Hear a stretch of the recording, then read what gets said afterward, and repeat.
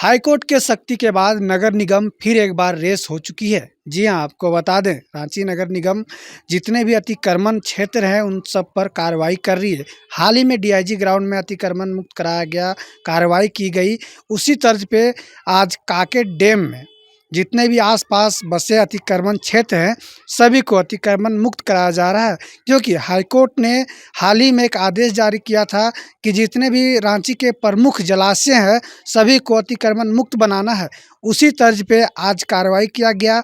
वहाँ बसे लोगों से जब हमने बातचीत किया तो लोगों ने कहा कि हम यहाँ 15 साल से रह रहे हैं और हमारे पास कागज़ भी है। बीच में हम लोग एक बार कोर्ट भी गए, कोर्ट का दरवाज़ा खटखटाए तो कोर्ट ने हमें स्टे दे दिया, साथ ही हमें पीड़क कार्रवाई पे रोक भी लगाया था। उसके बाद भी नगर निगम हम पे कार्रवाई कर रहा है। अब देखना होगा कि नगर निगम का बुलडोज़र चलता है या फिर लोग वहीं रहेंगे, या अतिक्रमण मुक्त हो सकता है जो रांची का प्रमुख जलाशय है, जैसे काके डैम, धुरवा डैम।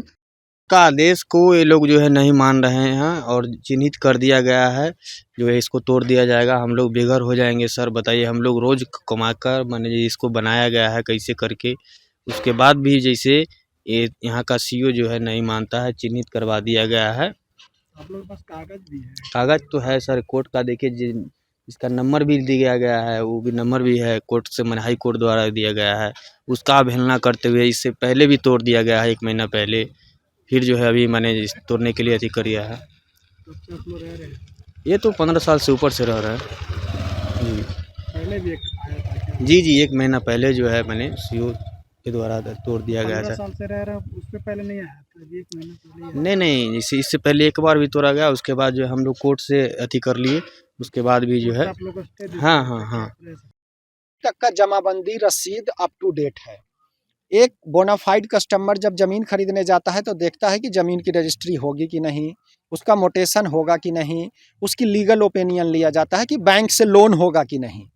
यहाँ पे लोग ज़मीन खरीदे, मोटेशन करवाया, बैंक से लोन भी लिए और लोन लेकर के लोग घर बनाए। और 2009 के बाद 2016 में अचानक से अंचलाधिकारी आते हैं और बोलते हैं कि यह ज़मीन सरकारी ज़मीन है, डैम ने इसको इंक्रोचमेंट किया है। तो जब हम लोग सूचना के अधिकार अधिनियम के तहत आरआरडीए में जब सूचना डाले कि भाई ये ज़मीन किस नेचर का है, तो आरआरडीए ने हमें लिखित रूप में दिया है कि ये आंशिक ओपन स्पेस है, मतलब पार्शियली ओपन स्पेस है, ये इंक्रोचमेंट एरिया में नहीं आता है। ये करम नदी का किनारे ये प्लॉट अवस्थित है और पार्शियली ओपन स्पेस इसको घोषित किया है। लेकिन पीएचडी डिपार्टमेंट और रातू अंचलाधिकारी बार बार नापी करके ना तो सीमांकन करते हैं और जैसे मन करता है, जहां से मन करता है तोड़ देते हैं। इसको लेकर के हमने माननीय उच्च न्यायालय में एक याचिका दायर की और माननीय न्यायालय को इस विषय वस्तु से अवगत कराया। माननीय न्यायालय ने स्टे दे दिया, बोला कि इस परिसर पे किसी तरह का पीड़क कार्रवाई आप नहीं कर सकते हैं। उसके बावजूद अंचलाधिकारी मानने के लिए तैयार नहीं है और वो बोल रहे हैं कि हम माननीय उच्च न्यायालय की बात को भी नहीं मानेंगे, हम तोड़ेंगे। तो हम लोग इसमें विधि संबद्ध जो कार्रवाई होता है, संविधान के तहत जो कार्रवाई होता है, हम लोगों ने आईए फाइल करके माननीय न्यायालय को बताया है कि इस तरह की स्थिति है। उसमें अभी सुनवाई नहीं हुआ है और आने वाले दिनों में सुनवाई होगा। ये समझिए कि एक तरीके से अधिकारी के लापरवाही के वजह से आम लोग परेशान हो रहे हैं। तो मतलब अंचल अधिकारी इतना पावरफुल है कि हाईकोर्ट को भी नकार दे रहा है। देख लीजिए, जिस तरीके से देख लीजिए, ये WPC नंबर हाईकोर्ट में दायर है 2429/2020 और इसमें पीड़क कार्रवाई पे रोक लगा हुआ है।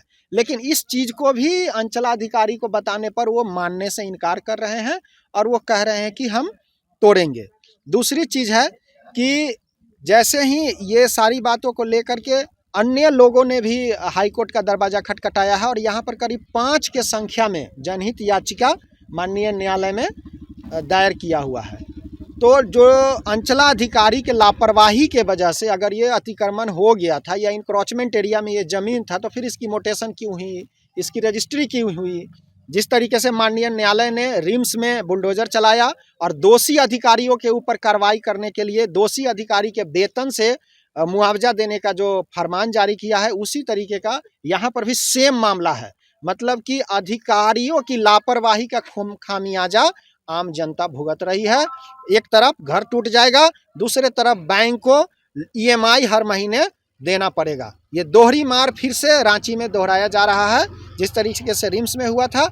अब देखना होगा कि निगम का बुलडोजर चलता है या लोग वहीं रहते हैं।